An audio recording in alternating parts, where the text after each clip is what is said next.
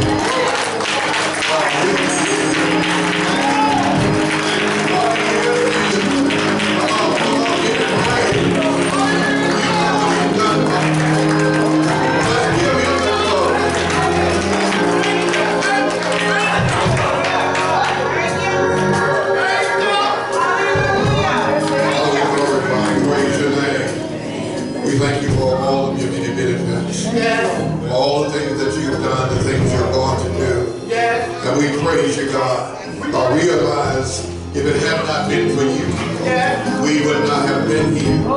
We thank you, God. We thank you and praise you that you molded us and made us into the vessels that you had us to be. And we continue to give you the glory and praise, Father.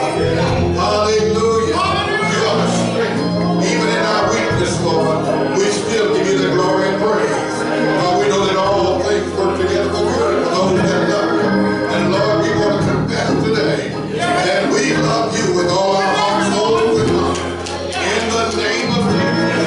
In the name of Jesus. We give you the glory, Father. I pray for those who are incapacitated. In the name of Jesus. Hallelujah. In the name of Jesus. God, we thank you for being a healing God. Hallelujah. We thank you, Lord, for blessing us on this way. We thank you for our sisters and our brothers being healed in the name of Jesus. We thank you. We thank you, Lord. We know you heal all our diseases. Hallelujah. No matter what the situation is. Father, we give you the glory. We thank you for each day. In Jesus' name, amen and amen. Come on, give God praise.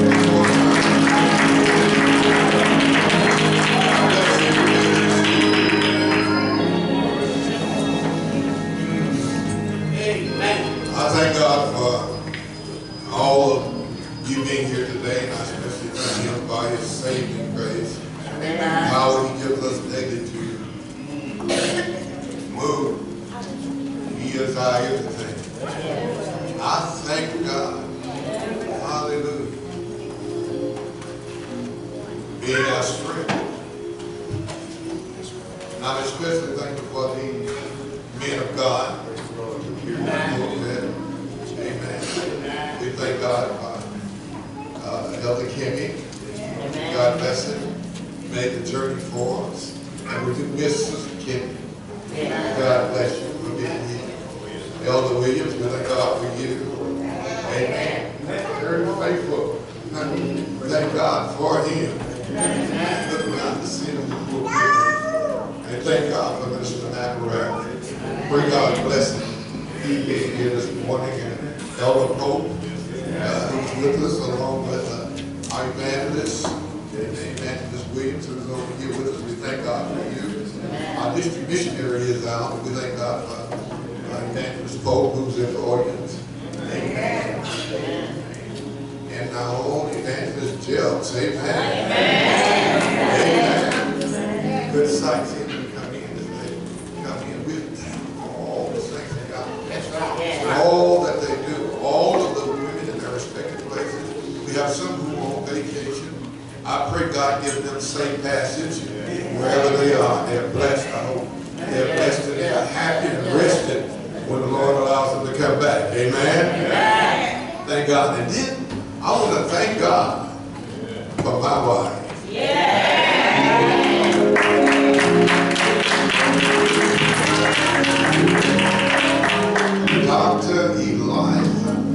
Dr. Anita Eliza Breeze Barnes.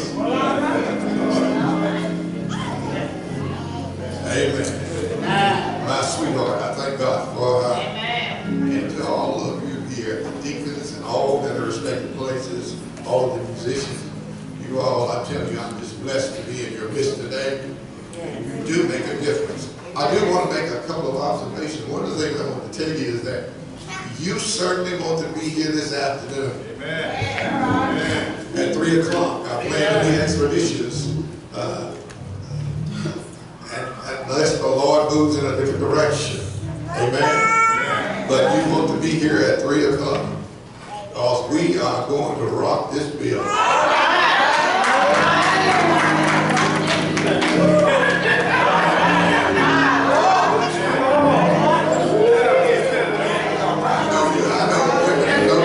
Excited about this morning. I got to admit this, they overwhelmed me this morning. I really didn't know what to say. All I could say is thank God.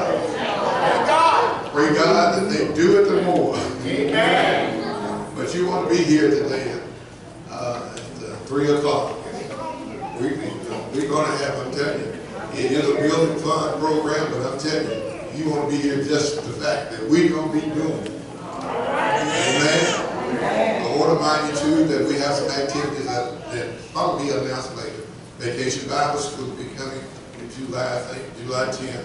When that comes with all the announcements, listen to them carefully, because we want to be supporting our young people. And then, of course, on that July 21st, I want you to know that Pastor Barbara Schutz will be here for Pastor's Aid. Amen? She's coming and she's going to come strong with our congregation. Amen? We want to be ready during that time. And I want you to know, too, that in August, there are some other things, but I'm talking about here at Faith Temple. In August, on the second Sunday, August 11th, Dr. Jesse Webb and his congregation will be coming here. Amen. He's doing marvelous work up there in the Kentucky area. So we're looking forward to that for our church anniversary. God is good. Yes, and all the time He is good. I thank God for this morning. This morning I was moved to come to you from Genesis 32. Genesis chapter 32. This morning I want to talk, I heard a lot, we talk about prayer. This morning I want to talk about prevailing prayer. I want to talk about prevailing prayer. From Genesis 32, verses 22. Begin with verse 22.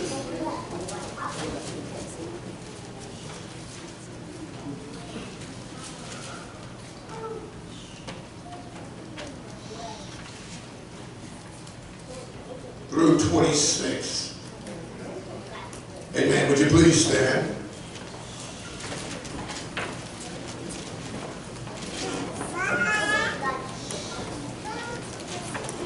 Amen.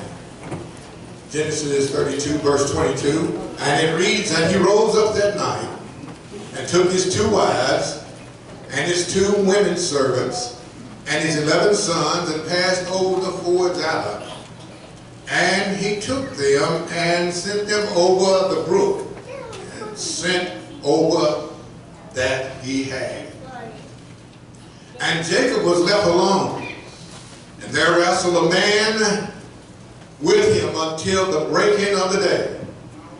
And when he saw that he prevailed not against him, he touched the hollow of his thigh. And the hollow of Jacob's thigh was out of joint as he wrestled with him. And he said, let me go, for the day breaketh. And he said, I will not let thee go, except thou bless me. Yes, sir. Look to your neighbor and say, prevailing prayer. Say it again, prevailing prayer. God bless you as you take your seats. I believe we can all agree on this one thing, that whatever the problem is, we can go to God in prayer, because God is a problem solver. Far too often we have problems resulting in separation, sometimes causing divorce. That's right. Sometimes there's an alienation between friends. They don't want to get along together. The friendships are ruptured and turned off, topsy-turvy, and even some bad business deals. And I don't know about you, but I've been in some deals that sometimes I've been so upset about because I think I was so stupid to even get involved with them.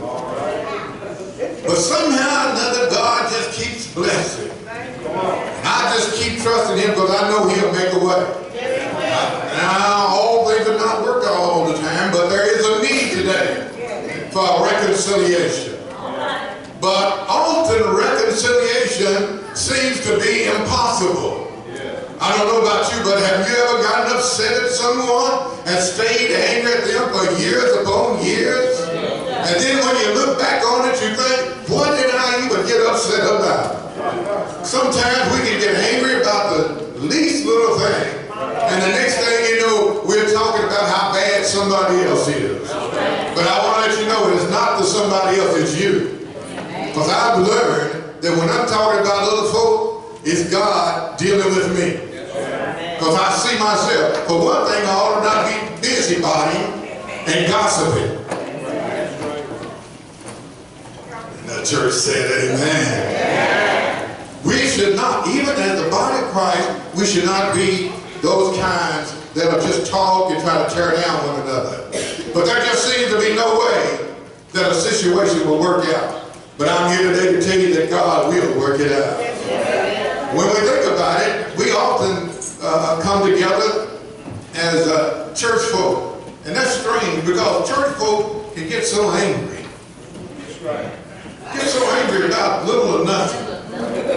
You know, sometimes we get angry just because the sun didn't shine right. Too hot. Or it might be too much rain. We always seem to get upset about something.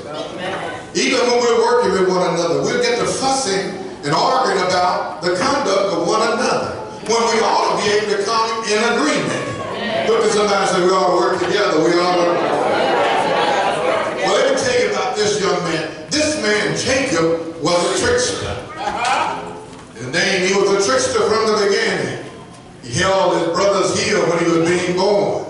He came out, and then when he came out, he tricked his brother. Yeah. Now this young man, of all people, should be the one that was afraid and upset because he stole his brother's birthright. That's right. And when he did that, he had to leave home. And when he left home, he was on his way back. Now that he's being blessed, he saw the blessings of God come upon him. And now at this point, I believe that he still had some fear in his life. Because one thing for sure, when you hurt somebody in your family and they get angry at you, man, that's the toughest fight to fight. Amen. I've seen a lot of fights, but you get some brothers and sisters fighting each other, that's a terrible fight. But on the other hand, if they get together, you better run. I can witness to that. We had a small family, there was a large family. I could get in a fight with one of them, but when 2 or 3 of them saw it, it's time to run. My grandmother said it's better. Say, there he goes and there he left. But there should be reconciliation. This is the picture in this particular passage, a picture of Jacob in this passage. He was facing a crisis. In my opinion, I believe that the crisis seemed unbearable. So he prayed and prayed and struggled in his prayer and refused to quit until he received a blessing. I don't know about you, but many of you may have done the same thing. You prayed over and over to God. And you kept on praying, and it looked like nothing was going to happen. But if you just stay and hang on in there, you can count on it. God is looking out for you. Sometimes we want to pray for some of the wrong things. We want to pray that God gives us a house on the hill. I'll tell you how to get a house on the hill. You got to work for it. That's how you get a house on the hill. Look to your neighbor and say, as a child of God, you got to work. God is not a genie that pops up out of the bottle and you ask for 3 wishes. He doesn't do it like that. He blesses you, saints of God, in all that you endeavor to do. And if you're going to do something, listen, you got to try and do it. You got to believe you can do all things through Christ that strengthens you. It is good to love the Lord. You got to stay strong. But in this particular instance, I believe Jacob just kept praying, and he kept on praying, and he was struggling in his prayer. I don't know about some. Some may have been down to the point where you get to the Lord and say, Lord, please help me. And you beg even more and more because you're looking for God to do it a certain way. But I'm here to tell you that your way is not always the way that God is going to go. In fact, most of the time, he'll do it in a different way. You'll pray for healing, and God will bless you with whatever you already have. How many know that God has been able to bless you? You've been walking around, your body has been hurting, and you've been hurting maybe year after year with the same old pain. But you forget to thank God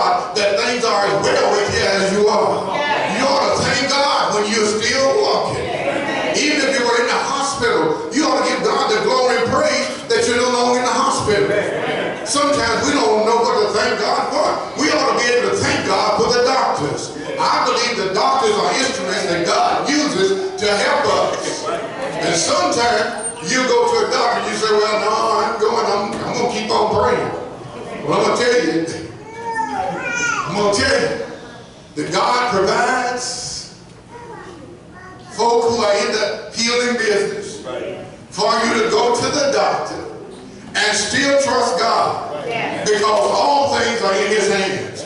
Don't you ever forget, it's not in, everything is in His hand. I don't care what they say. They're talking about heart specialists. People nowadays, man is doing something for everything. He's cloning animals. So far, they ain't made a second meat. Thank God for that. They're cloning sheep. They're doing everything. But we are still in God's hand. God gave man dominion over this whole land. And man is going to always make some advancements. So I'm telling you today, if you're under doctor's care, don't be ashamed to say, I thank God for my doctor. Because you want to be praying for him, even if you have to go in on the surgery. But in the meantime, don't you think that God is not a healer? Because He's still healing today. Somebody say, thank the Lord. Jacob prayed, and he prayed until he prevailed. This teaches me something. You got to keep on asking God until God does something that will give you an assurance on the inside. Jacob got a loan to pray. That's what the scripture says. Sometimes, saints of God, you got to get to yourself and give one-on-one to God. And the Lord who hears in secret will reward you openly. You got to be where you don't have any distractions. Sometimes, you know, I know, and I love my family, and I love those around me, but I found out sometimes I got to get to myself. I got to get where there are no distractions. There's no one there, so that I can hear what God has to say. But he got where he wouldn't have any distractions. According to the scripture, he sent all his family and all his possessions away on the other side. In Hebrews, in the New Testament, the Word of God tells us this: for we do not have a high priest who is unable to sympathize with our weaknesses, but we have one who has been tempted in every way just as we are, yet was without sin. Let us then approach the throne of grace with confidence, so that we may receive mercy and find grace to help us in our time of need. Hebrews 4:15 and 16 NIV version. So you got to know that God knows everything about you. He's been through some of the same things you've been through. The illness, maybe not so much the illness, but he knows about it because he's a healer. And God wants you to be well. He wants you to do well, and he wants you to prosper. God doesn't want you to always be walking around talking about how broke you are. He wants you to prosper. He wants you to do well. He doesn't want you to covet to try to take anybody else's, but that you get and God blesses you with, you ought to thank God for it. That's what he said. Above all, that you prosper and be in good health. Then our key to it is even as your soul prospers. I believe Jacob was alone. I believe he was unsure and did not have the assurance he needed in his soul. He knew God was with him, but I believe he still harbored some fear. How many have been in that situation? You know that God is who he says he is, but every now and then you come back and say, well, maybe God wants me to go through this. Every time we go through a hardship and it doesn't work right, we want to say, well, maybe God wants me to go through this. Well, God wants you to go through it, but he wants you to go through it praising him. Scripture even tells you, yea, though I walk through the valley of the shadow of death, I will, for thou art with me. You got to know that God is with you no matter what the situation is. Therefore, you got to praise him when things are going well, and praise him when things are not going so well. Have I got a witness? Have I got a witness? He knew God was with him, but I believe he still harbored some fear. Oh, Hosea 12:4 says Jacob was weeping. The psalmist in Psalm 66 and 18 said sin will keep God from hearing. You see, Jacob had something that needed to be taken care of. He was a trickster. Yes, things had changed for him, and God was blessing him. But he was supposed to receive the blessing because it had already been promised. But when you look at it, he stole the blessing from his brother, and he lied to his father. I want to let you know, saints, you can't go around being any old kind of way when you got sin lying at your door. And the only way to get that away is to say, Lord, here I am. Help me in my situation. I want to be right. I want to be saved. I want to be whole. Anybody know what I'm talking about? But Hosea said it was the angel.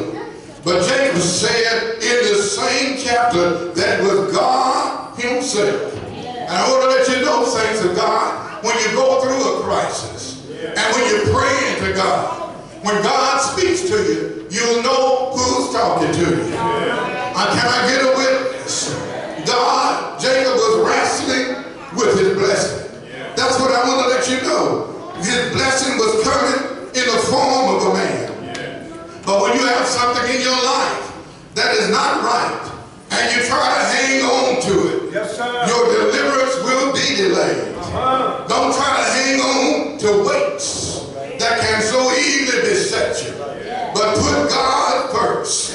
Many saints can testify of the agony that they have felt when crying to God, when there seems to be no answer.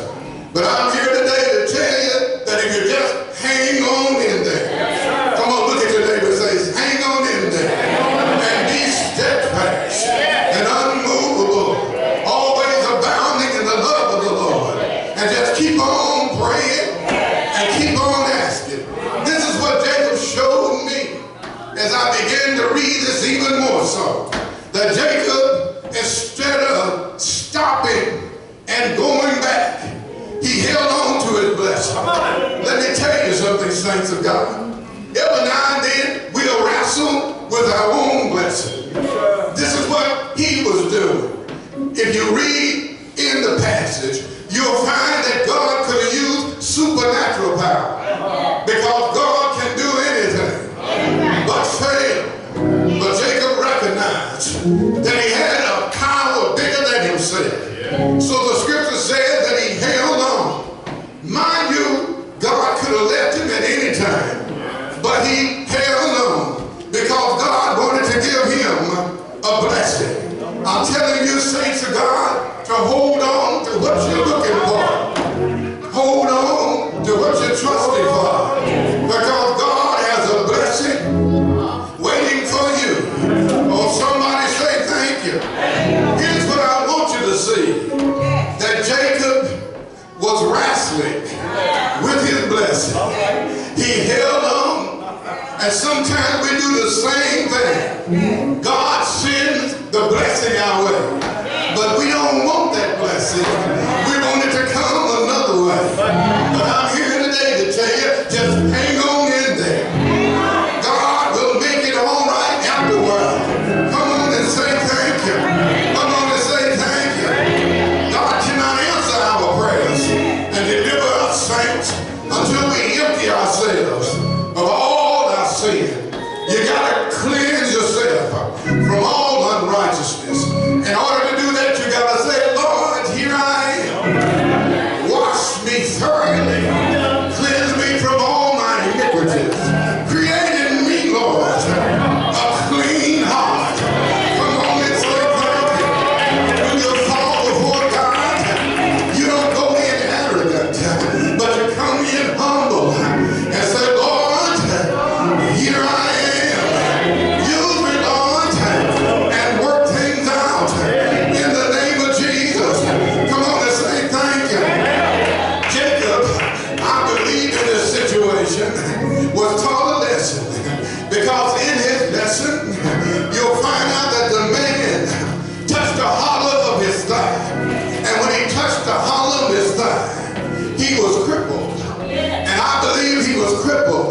so he would understand that if it had not been for the Lord on my side, where would I be? Many times, saints, you're before God and you're looking for an answer, but God has to touch the situation, and it may not work the way you want it to. You may have had a bad back, and the back is still bothering you. You may have had a bad arm, and the arm is still bothering you. You may have had financial difficulty, but the problem still exists. But I believe that God touches situations just to remind you that it is He and no one else. Come on and say thank you. Come on and say thank you. Jacob was taught that he was a cripple without God. That without God, he was helpless. That he was powerless without God. He was brought low and he was powerless. But he just held on. Somebody say, hold on. Come on and say, hold on. Hold on to God. And I want to tell you, in your prayer life, if it seems like it hasn't come, don't give up on God. Because God won't give up on you. But he just held on. And while he was holding, he was crippled. This crippling stayed with him. And I believe God allowed this to stay with him.